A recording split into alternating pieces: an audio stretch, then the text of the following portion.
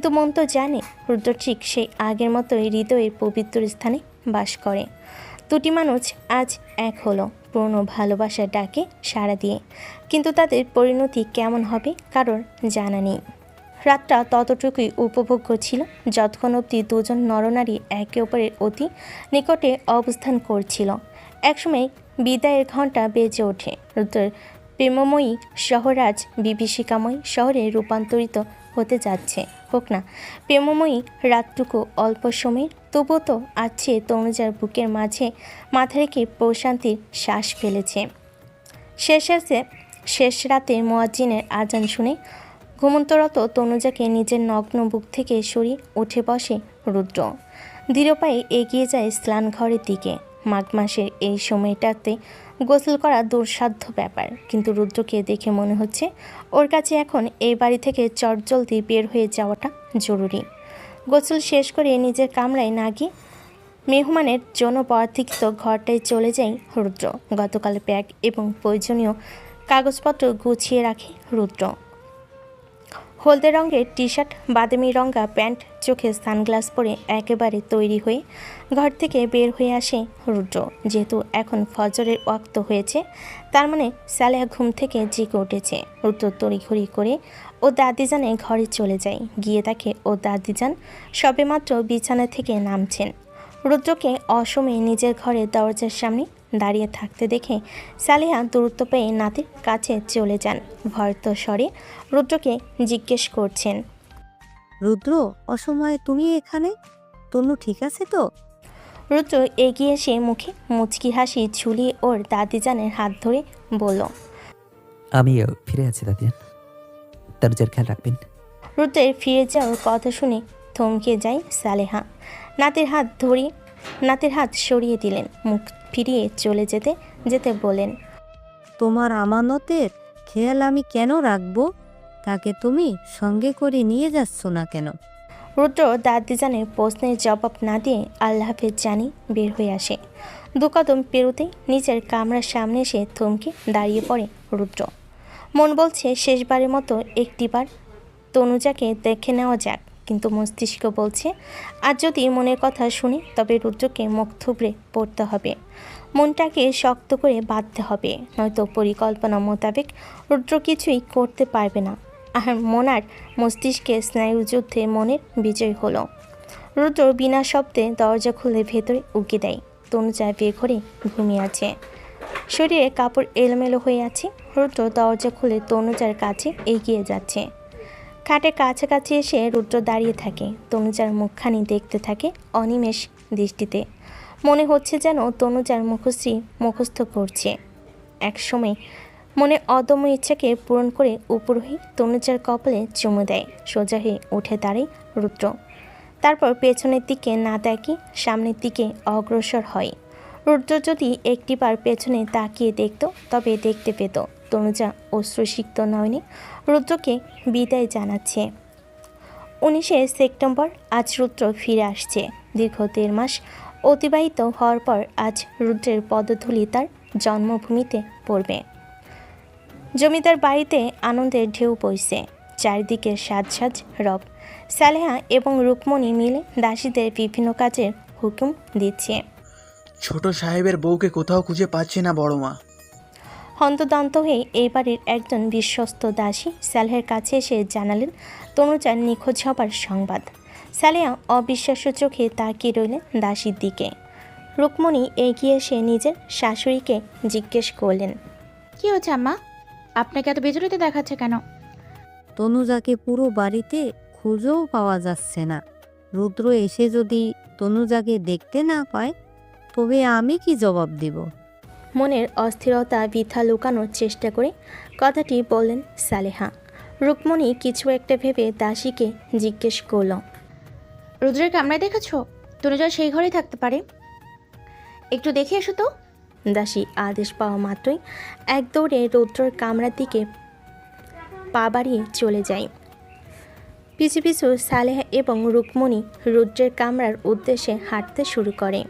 পশ্চিমে হাওয়া, অদূরে ঘাট বাঁধানো পুকুর, পুকুরের চারপাশে নারিকেল আর সুপারি গাছ মাথা উঁচু করে দাঁড়িয়ে আছে। বাতাসের সাথে সাথে গাছের ডালপালাগুলো এপাশ ওপাশ এলিয়ে যাচ্ছে। মাঝে মাঝে বিশাল বটগাছের মগডাল থেকে কোকিলের কুহু কলরবে চারিদিকে এক অন্যরকম সুর তৈরি হচ্ছে। তপ্ত দুপুরে ঝাপসা গরমে পুরো শরীর থেকে যেন আগুন বের হচ্ছে। তবু আজ রুদ্রের ঘরে বসে থাকতে ভীষণ ভালো লাগছে তনুজার। পুরো জমিদার বাড়ির এক একটি ইটের কোণায় যেন কিসের হাহাকার মিশে আছে, যার দরুন তনুজার দম বন্ধ হয়ে আসে। তাই তো সেই বিচ্ছিরি অনুভূতি থেকে বাঁচতে তনুজা রোজ রুদ্রের ঘরে এসে বসে থাকে। সময় কেটে যায় অতি দ্রুত। মাঝে মাঝে রুদ্র ঘরে থাকা বুক সেলফ থেকে বই বের করে অতি মনোযোগ নিয়ে পড়া হয়। কখনো বা রুদ্রের ঘর দক্ষিণের দেওয়ালে ফ্রেমে বাঁধানো রুদ্রের ছবির দিকে তাকিয়ে তনুজা মনে মনে হাজার কথা লেনদেন করে রুদ্রের সঙ্গে। ছবিতে হাস্য উজ্জ্বল রুদ্র শুধু তনুজার কথাগুলো শুনে যায়, পাল্টা জবাব দেয় না। হলদে রঙের তাঁতের শাড়িতে আজ তনুজাকে অন্যরকম দেখাচ্ছে। যেমন নতুন কনেকে হলুদের উদ্দেশ্যে হলুদ শাড়ি পরানো হলে যেমন দেখানো হয়, ঠিক তেমন ফুলের গহনা পরিধান করলে হয়তো তনুজাকে দেখলে কেউ নতুন কনে ভাবত। তুই এখানে? তনু, আমরা সবাই তোকে খুঁজতে খুঁজতে পাগল প্রায় দশা। কাউকে না জানিয়ে এই ঘরে বসে আছিস কেন? নানিজান সালেহের কণ্ঠস্বর শুনতে পেয়ে ঘাড় ফিরিয়ে দরজার দিকে তাকালো তনুজা। দেখতে পায় রুদ্রের বড়মা ও নানিজান এবং এ বাড়ির একজন দাসী তনুজার দিকে তাকিয়ে আছে প্রশ্নসূচক দৃষ্টিতে। তনুজা জানালার কাছ থেকে সরে এসে সর্বপ্রথম মাথায় শাড়ির আঁচল দিয়ে ঘুমটা দিল। তারপর মাথা নিচু করে নানিজান সালেহের সামনে দাঁড়িয়ে পড়ল। নানিজান, আমি বুঝতে পারিনি আপনারা এতটা অস্থির হয়ে পড়বেন। খুবই লজ্জিত আমি। তনুজার কথা শুনে সালেহা মুখে হাসি ফুটিয়ে বললেন, তোকে না পেয়ে আমি অস্থির হয়েছি, ঠিক আছে, কিন্তু তোর স্বামী এসে যদি তোকে দেখতে না পায় তখন আমি কি জবাব দেব? ব্যাপারটা ভাবতে গিয়ে আরও অস্থির হয়ে পড়েছিলাম আমি। জানিসই তো, রুদ্র চলে যাবার সময় আমার কাছে তোকে আমানত হিসেবে রেখে গিয়েছে। এখন সেই আমানতের খিয়ানত করি কি করে বল? যাক, এখন রুদ্র এলো, আমার চিন্তা নেই। সালেহের কথার মানে বুঝতে পারছে না তনুজা। রুদ্র এখানে আসবে কেন? এই না কিছুদিন হলো দেশের বাইরে গিয়েছে, বছর দুয়েক গেলেই তবেই না দেশে ফিরবে। আবার কি ভাবছিস? রুদ্র বাড়িতে ফিরে আসার আগে গোসল সেরে নে, নতুন শাড়ি পরে তৈরি হয়ে নে। জানিসই তো, স্ত্রীর সৌন্দর্য দেখার হক একমাত্র তার স্বামীর। সালেহা কথাটি বলে তনুজার হাত ধরবে, তার আগে পেছন থেকে কেউ এসে বলছে, আমার ঘরে এত লোকজন ভিড় জমিয়েছে কেন?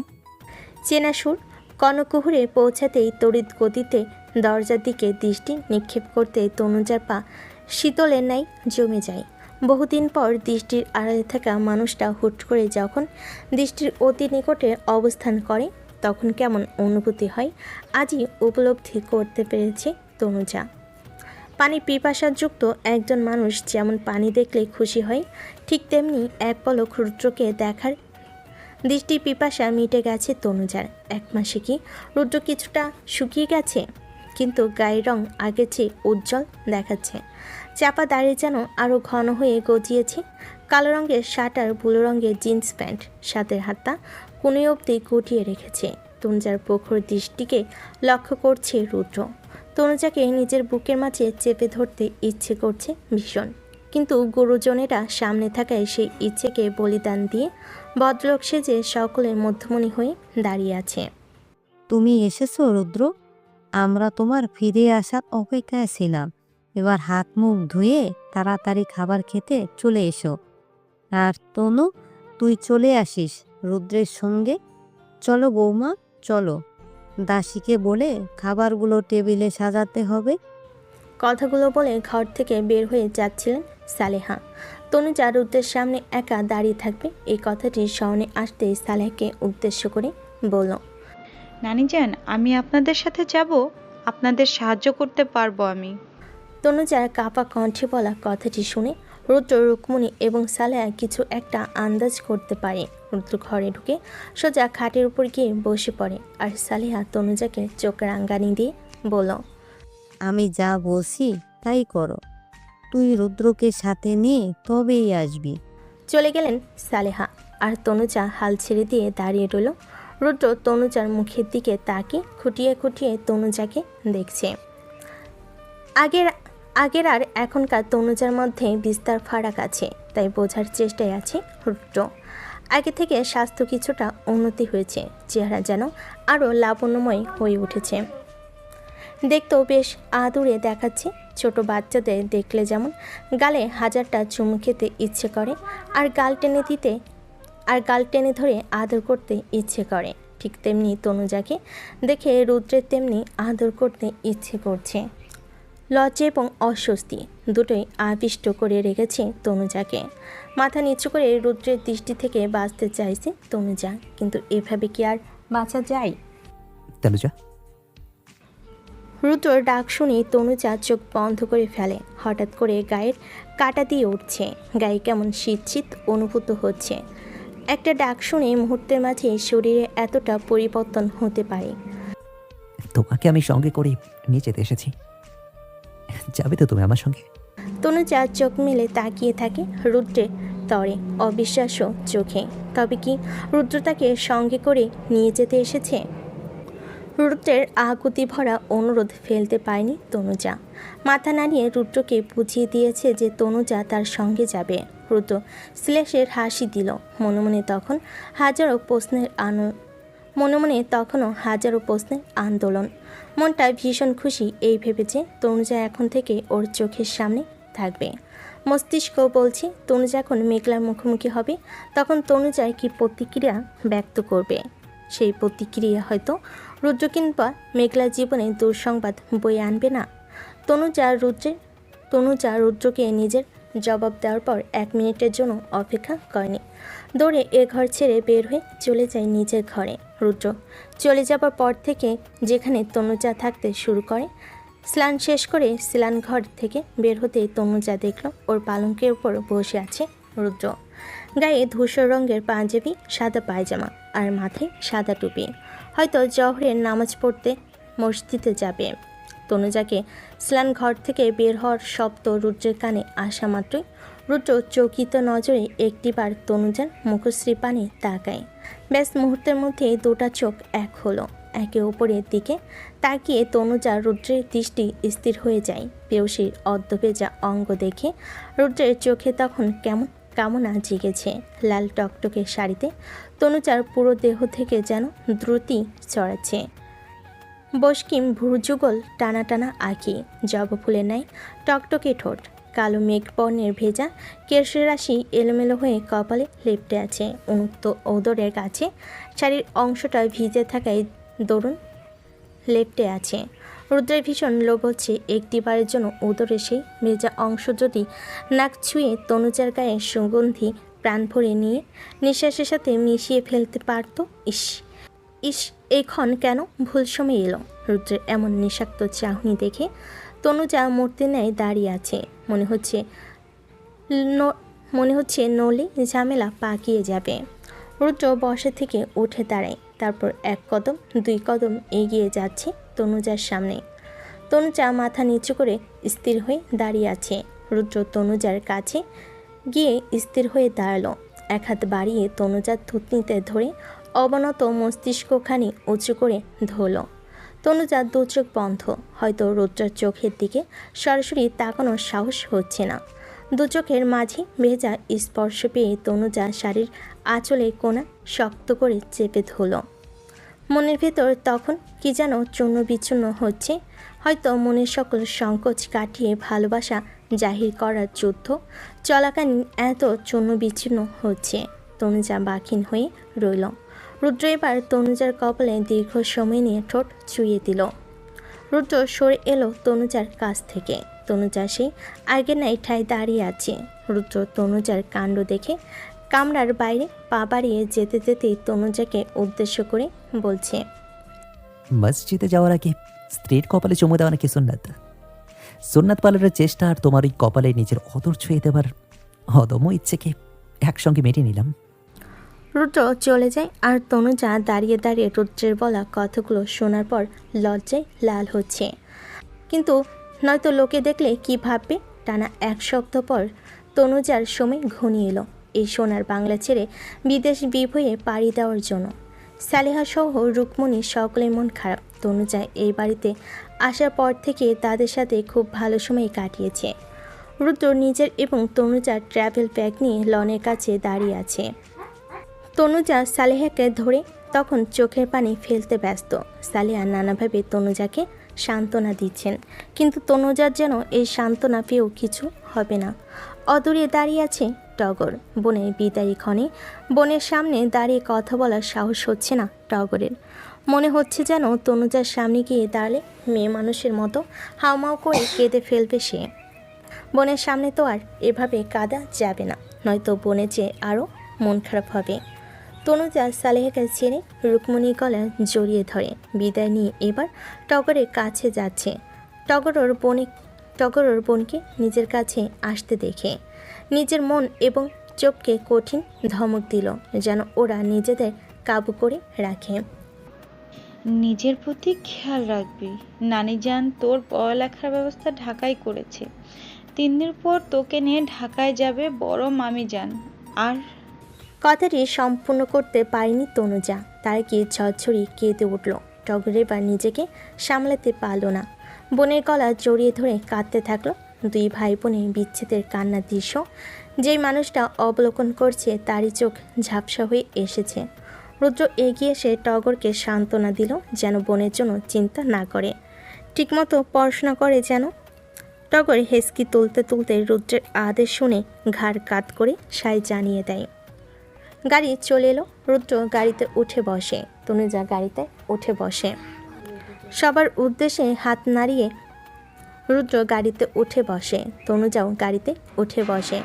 সবার উদ্দেশ্যে হাত নাড়িয়ে দেখায়, বাকি সবাই হাত নাড়িয়ে তাদের বিদায় জানায়। গাড়ি চলতে শুরু করে। তনুজার চোখ থেকে তখনও পানি ঝরছে। কখনো এই গ্রাম ছেড়ে থাকেনি তনুজার মাঝে 5 বছর পড়াশোনার বদৌলতে ঢাকায় হোস্টেলে গিয়ে থাকতে হয়েছে। আর আজ কিনা এই দেশ তার জন্মভূমি ছেড়ে চলে যেতে হবে। কখনো কি ঘাসের ঘ্রাণ নেওয়া, কখনো কি সুরেলা পাখির ডাক শুনে ঘুম ভাঙবে, কখনো কি নদীর ধারে বসে নদীর জলের কলকলে সুর শোনা যাবে, নাকি শীতের সকালের ধোয়া ওঠা গরম গরম পিঠা খাওয়া যাবে না। আর কখনোই পারবে না তনুজা। নিজের হাতের পিঠে কারোর স্পর্শ পেয়ে তনুজা চোখ তুলে তাকায়। রুদ্র তনুজার হাতে হাত রেখে তনুজাকে বলছে, আমরা আবারও ফিরে আসবো, শুধুমাত্র সঠিক সময় এলে। সেই ক্ষণ খুব একটা দূর নয়। রুদ্রের কথার পিঠে তনুজা কিছুই বলে না। তনুজা নীরবতা দেখে রুদ্রের দীর্ঘশ্বাসের সুর বাতাসের সঙ্গে মিশে যায়। এয়ারপোর্টে 2 ঘন্টা অপেক্ষার পর অবশেষে প্লেনে চড়ে বসে তনুজা রুদ্র। দীর্ঘ 6 ঘন্টা মালদ্বীপ এয়ারপোর্টে এসে ওদের প্লেন ল্যান্ড করে। ইমিগ্রেশন সংক্রান্ত ব্যাপার শেষ করে দুজনে বের হয়ে আসে এয়ারপোর্ট থেকে। এয়ারপোর্টের বাইরে রুদ্র আর তানুজার জন্য গাড়িতে বসে অপেক্ষা করছে মেঘলা। হাতে একতোড়া টকটকে লাল গোলাপ। মেঘলার ঠোঁটের কোণায় আজ হাসি লেগে আছে। রুদ্র আর মেঘলা সবে বের হলো গেট দিয়ে। রুদ্র এদিক সেদিক তাকিয়ে নিজেদের গাড়ি আর ড্রাইভারকে খুঁজতে ব্যস্ত। মেঘলা গাড়ির বাইরে তাকা দিয়ে দেখতে পেল রুদ্রকে, আর রুদ্রের পাশে দাঁড়ানো এক অপরূপ সুন্দরীকে, যার উপর একবার নজর পড়লে নজর স্বর্ণ দায়ী পড়ে যায়। মেঘলা কারের ডোর খুলে বের হয়ে আসে, ফুলের তোড়া নিয়ে হাসি মুখে এগিয়ে যায় রুদ্রদের দিকে। রুদ্রর চোখ যখন মেঘলাকে দেখতে পায় তখনই রুদ্রের মনে হলো হৃদক্রিয়া বন্ধ হয়ে গিয়েছে। মেঘলা এখানে কি করছে?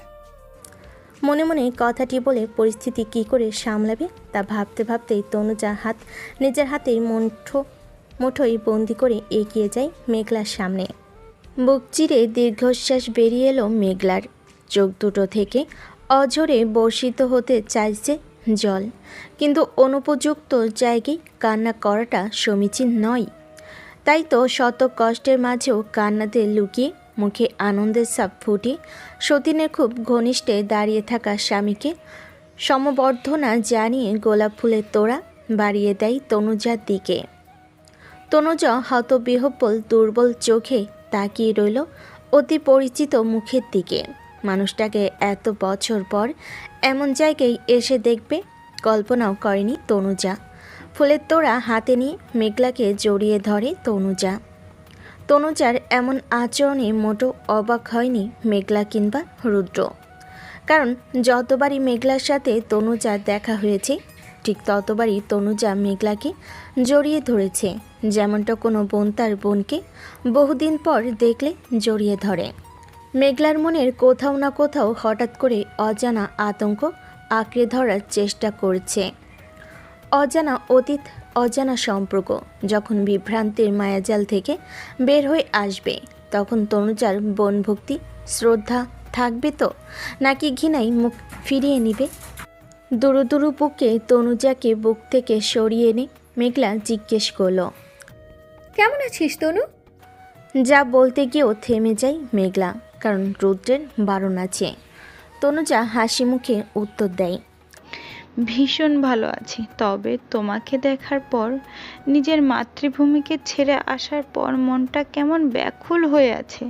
মনে হচ্ছে এক দৌড়ে ওই দেশে থেকে পালিয়ে নিজের দেশে চলে যাই। তুমি কেমন আছো?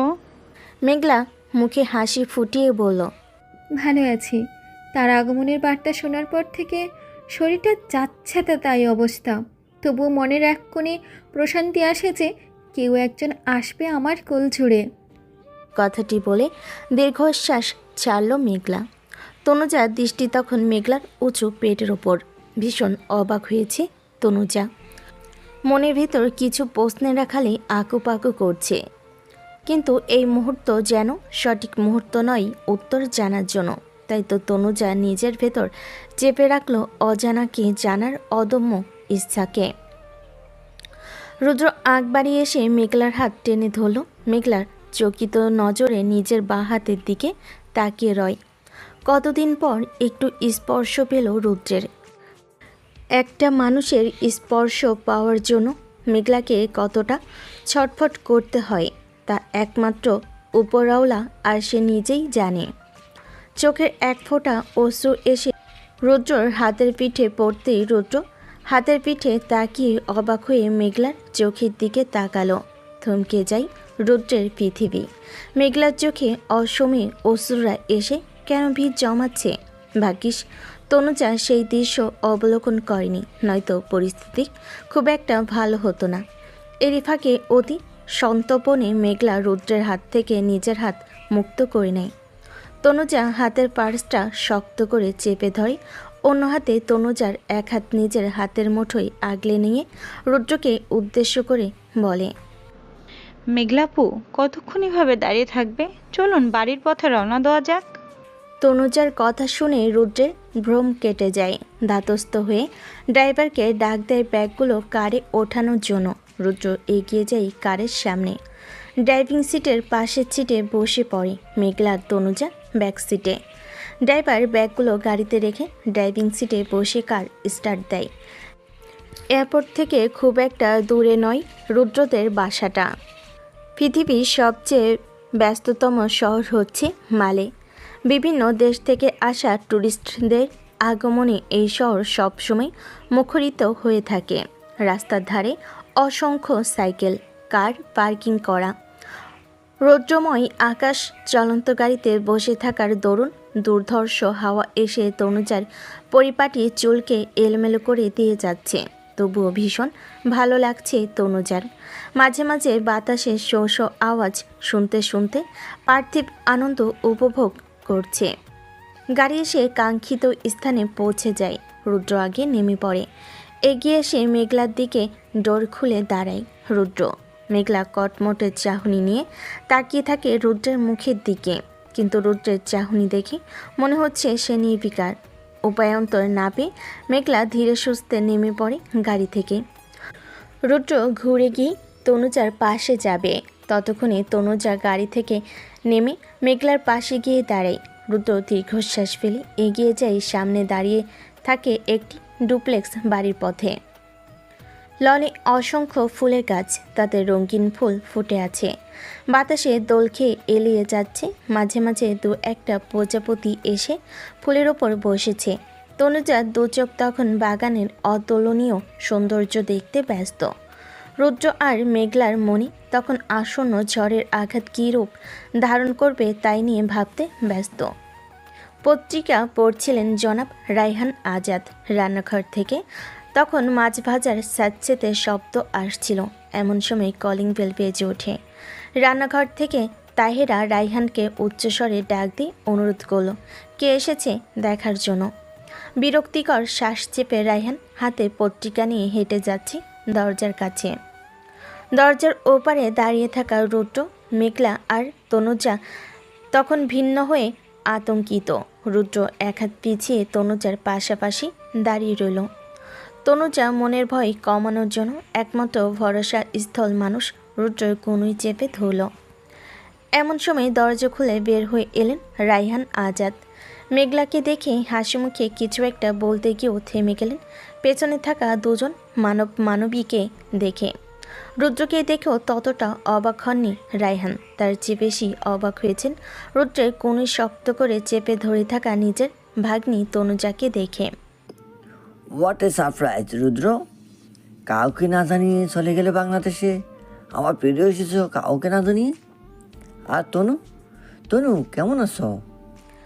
মামার কথাই হাসি মুখে তনুজা উত্তর দেয়। আলহামদুলিল্লাহ মামা যান, ভালো আছি। রায়হান মুচকি হাসি দিয়ে চুপ করে রইলেন। আকবরী আর কথা বাড়াতে চাইলেন না। রায়হান সাহেব সরল বাক্য শুনে গম্ভীর মুখখানি দেখে রুদ্র গভীর শ্বাস ফেলে মুখে মিথ্যা হাসি ঝুলিয়ে নিজ পিতাকে উদ্দেশ্য করে বলল, সব কথা পরে হবে, তার আগে আমাদের সবাইকে বাড়ি ভেতরে ঢুকতে হতো। মেঘলা নিশ্চয়ই খারাপ লাগছে, বাইরে আজ অনেক রোদ পড়েছে। নিশ্চয়। মেঘলা ভেতরের সময় কি বলছি, এত কষ্ট করে এয়ারপোর্টে যেতে? রুদ্র আসবে জানলে আমরা চলে যেতাম। কষ্ট করে তোমার যাওয়ার কি দরকার বলো তো? শ্বশুরের এমন স্নেহময়ী কথা শুনে আনন্দে মন ভরে আসে মেঘলার। হাসি মুখে বাড়ির ভেতরে সর্বপ্রথম কদম ফেলে ঢুকে পড়ে মেঘলা। তারপর রুদ্র তনুজা একসঙ্গে একই সময়ে কদম ফেলে বাড়ির চৌকট মারিয়ে ভেতরে প্রবেশ করে। তনুজা, কারোর বিস্ময় ভরা কণ্ঠে নিজের নাম শুনে চমকে যায় তনুজা। মাথা উঁচু করে তাকাতে চোখের সামনে দেখতে পেল রুদ্রর মা তাহেরাকে। হুট করেই তনুজার মানসপটে ভেসে ওঠে কয়েক বছর পুরনো সেই দিনের কথা, যেদিন এই নারী তার কাছে এসেছিল রুদ্রকে ফিরিয়ে নেওয়ার জন্য। রুদ্র স্তব্ধ হয়ে তাকিয়ে আছে নিচের দিকে।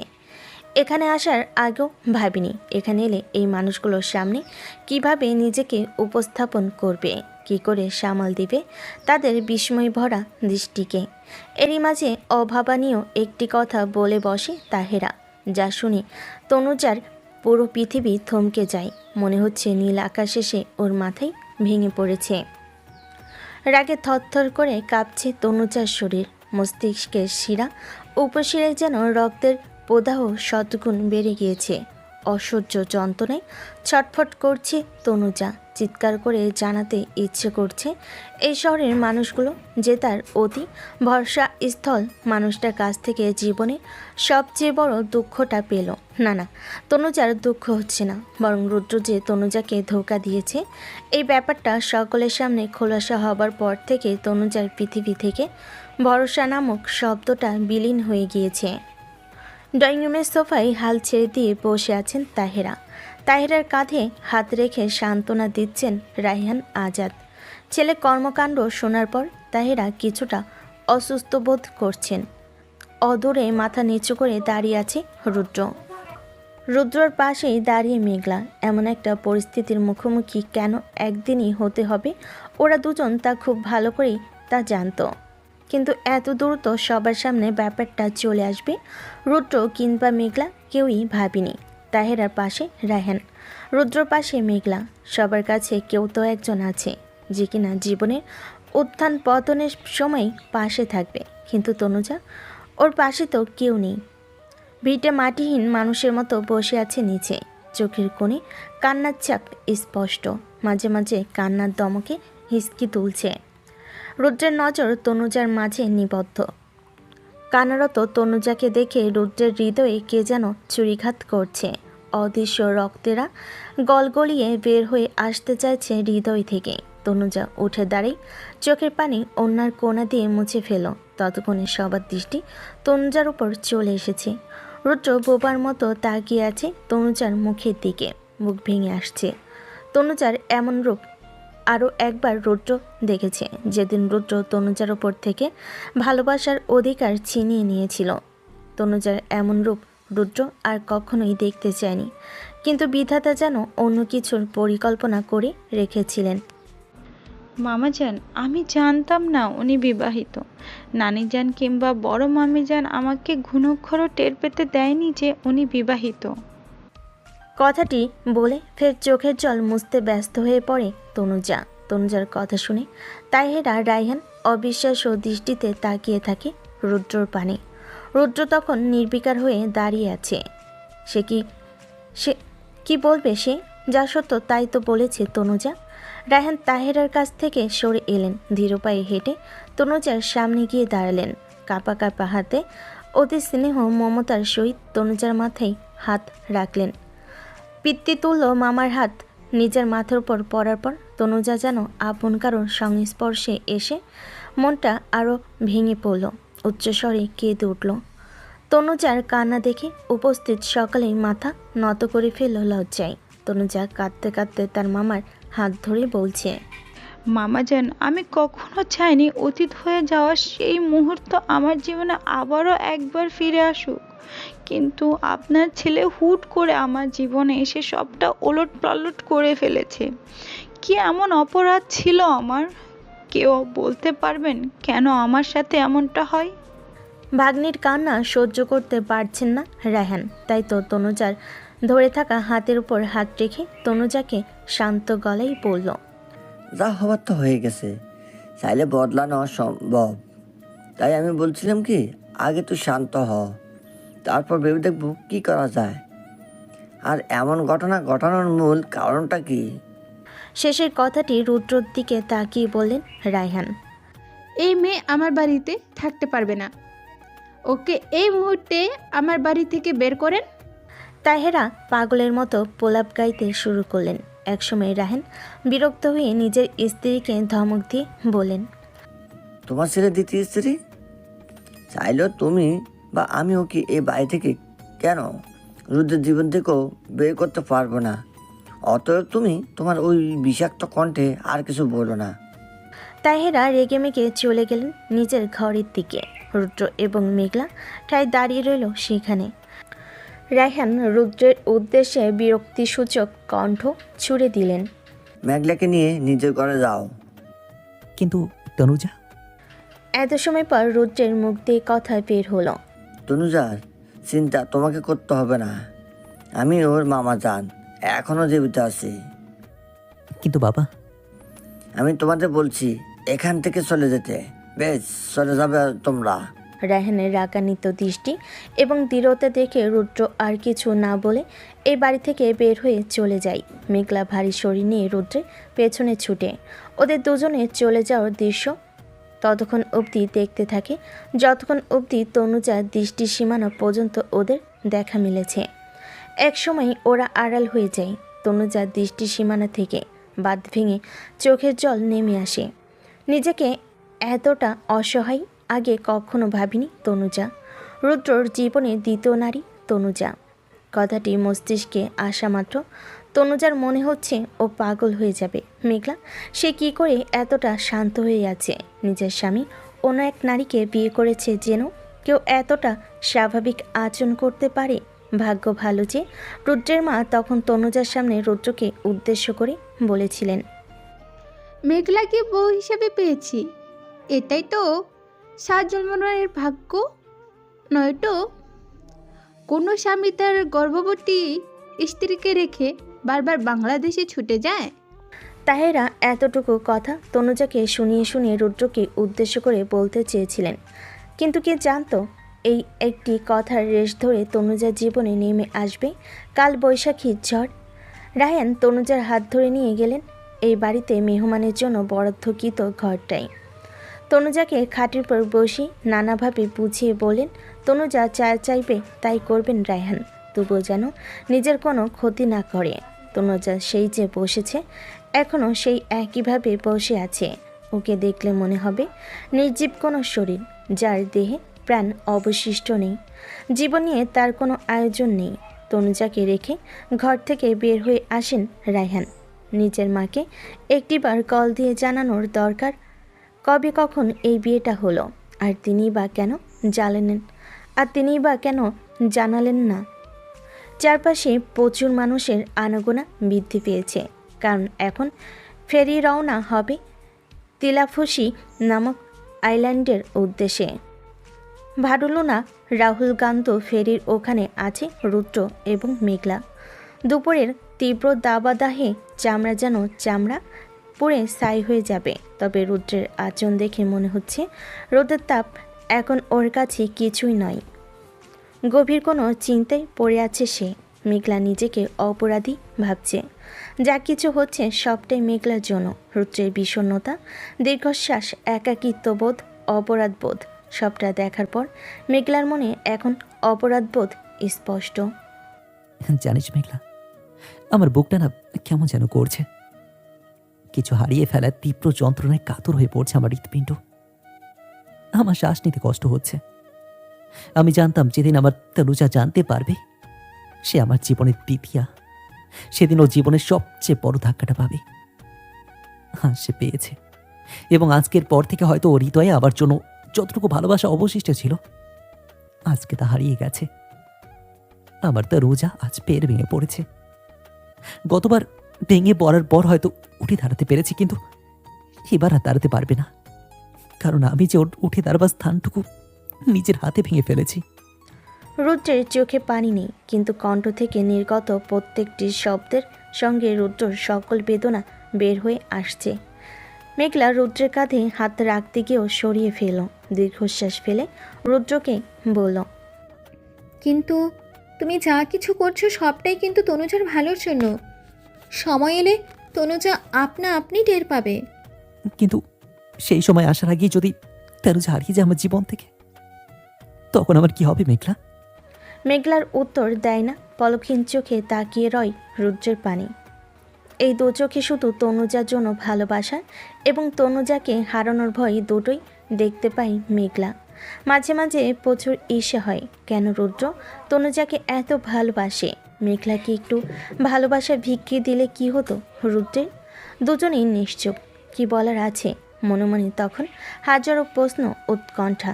এমন সময় রুদ্রর ফোন বেজে ওঠে। রুদ্র বিষণ্ণ মনে কল রিসিভ করতেই ওপাশ থেকে কেউ বলে উঠল, তনুজা সুইসাইড অ্যাটেম্পটেড করেছে। আজমি নাই মেডিকেল অ্যান্ড ডায়াগনস্টিক সেন্টারে চলে এসো। রুদ্রর হাত অবশ হয়ে আসে। একসময় মোবাইলটা হাত থেকে পড়ে চূর্ণ বিচূর্ণ হয়ে যায়।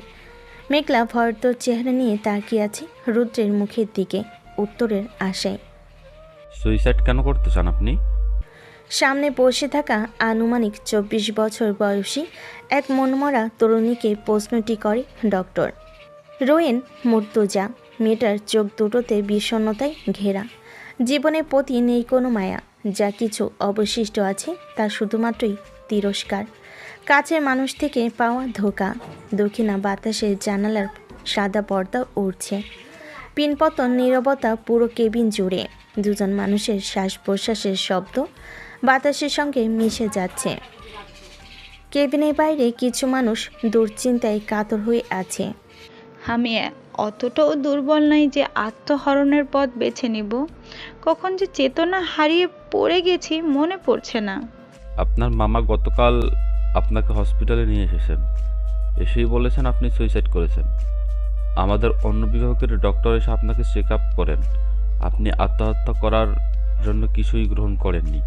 এই কথাটি জানার পর আপনার মামা কিছুটা স্বস্তি পেয়েছেন, কিন্তু দুশ্চিন্তা করা বাদ দেননি।